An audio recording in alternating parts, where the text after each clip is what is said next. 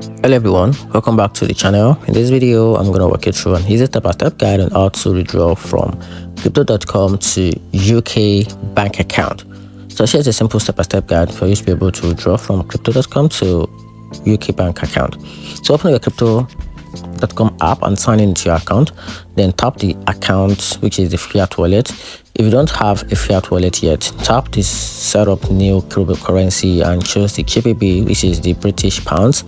Then once set up, tap the transfer to withdrawal and click on fiat, then select the GBP fiat wallet, enter the amount you want to withdraw, then tap the add bank account and enter your UK bank details, which is your name, account number, and your sort code.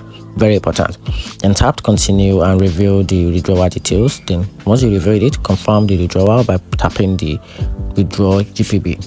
Then wait for like 2 to 5 business days, depends on the network as of that moment, for the funds to appear in your UK bank account.